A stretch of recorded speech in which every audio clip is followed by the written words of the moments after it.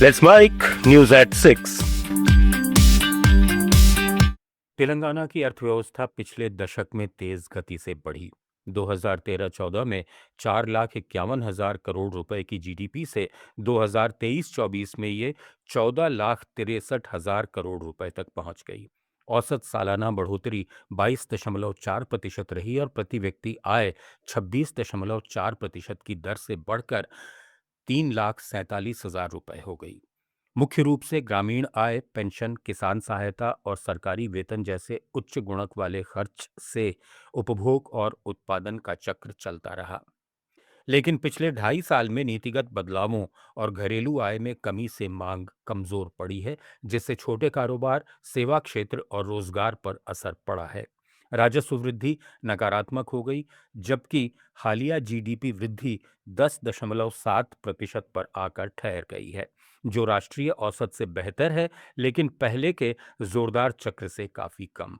व्यावसायिक जगत अब स्पष्ट नीतिगत दिशा, निवेश बढ़ावा और मांग मजबूत करने वाले कदमों की उम्मीद कर रहा है, ताकि तेलंगाना अपनी विकास गति बनाए रखे।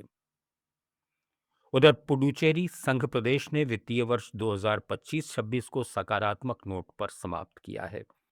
कुल राजस्व प्राप्तियों में 8.36% की वृद्धि दर्ज की गई और पूंजीगत व्यय में 75.92% का खासा इजाफा हुआ। पूंजीगत व्यय पिछले वित्त वर्ष के 447 करोड़ से बढ़कर 787 करोड़ रुपए पहुंच गया, जो बुनियादी ढांचे और विकास कार्यों पर खर्च बढ़ाने का संकेत है। ये सुधार संघ प्रदेश की आर्थिक स्थिति को मजबूत करने और भविष्य के निवेश और विकास की गति बनाए रखने में मददगार साबित हो सकता है। अरुणाचल प्रदेश में इलेक्ट्रिक वाहनों की बढ़ती मांग को देखते हुए नाहरलागुन में आइकॉनिक ऑटोमोबाइल्स ने महिंद्रा की पूरी बॉर्न इलेक्ट्रिक रेंज लॉन्च की।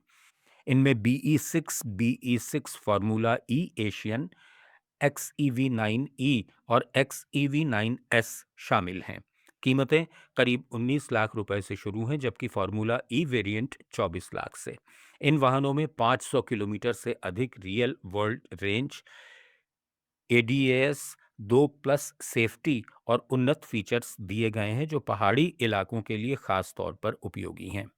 इस लॉन्च से न केवल प्रदूषण कम होगा, बल्कि स्थानीय स्तर पर सर्विसिंग, चार्जिंग इंफ्रास्ट्रक्चर और रोजगार के नए अवसर पैदा होंगे।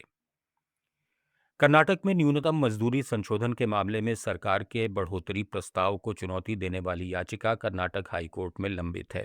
केंद्र सरकार के नए कोड ऑफ वेजेस लागू होने के बाद राज्य को विभिन्न श्रेणियों के कामगारों के लिए मजदूरी दोबारा तय करनी है, लेकिन पिछले प्रस्ताव पर उद्योग संगठनों की आपत्तियों की वजह से प्रक्रिया अटकी हुई है। कोर्ट में सुनवाई के दौरान सरकार ने आश्वासन दिया है कि उद्योगों के साथ व्यापक चर्चा के बिना आगे कोई कदम नहीं उठाया जाएगा। इससे लाखों कामगारों की आय प्रभावित हो रही है और औद्योगिक क्षेत्र में अनिश्चितता बनी हुई है। विपक्षी दल और ट्रेड यूनियनों ने सरकार पर कामगार हितों की अनदेखी का आरोप लगाया है, जबकि उद्योगपति महंगाई के अनुपात में उचित संतुलन की मांग कर रहे हैं। नागालैंड के वोखा जिले में बागवानी प्रसंस्करण और वैल्यू एडिशन पर केंद्रित प्रशिक्षण कार्यक्रम संपन्न हुआ। 5 दिन के इस कार्यक्रम में स्थानीय महिलाओं, छात्रों और उभरते उद्यमियों को खाद्य प्रसंस्करण से जुड़े व्यावसायिक कौशल के गुर सिखाए गए। यह प्रशिक्षण मिनी फूड प्रोसेसिंग लैब स्थापित करने और स्वरोजगार को बढ़ावा देने के मकसद से हुआ, जहां प्रतिभागियों को केला चिप्स, बेकरी उत्पाद, जूस, जैम और अन्य वैल्यू एडेड उत्पाद बनाने का व्यावहारिक अनुभव सिखाया गया। अधिकारियों ने कहा कि बेहतर पैकेजिंग, ब्रांडिंग और बाजार तक पहुंच से इन उत्पादों को स्थानीय स्तर से बाहर भी बेचने की संभावना बढ़ेगी, जिससे ग्रामीण अर्थव्यवस्था और छोटे उद्यमों को मजबूती मिलेगी। कार्यक्रम के दौरान प्रतिभागियों को वित्तीय सहायता और मार्केट लिंक उपलब्ध कराने का भरोसा भी दिया गया, ताकि कौशल को आय में बदला जा सके और क्षेत्र में कृषि आधारित व्यवसाय को गति मिल सके। न्यूज एट 6 में फिलहाल इतना ही। बने रहिए लेट्स माइक के साथ। आप सुन रहे थे let's mike more than radio. Follow कीजिए हमें हमारे सोशल मीडिया प्लेटफॉर्म्स पर। It's time for news. It's time for more than radio. Presenting the first radio news app, Let's Mike.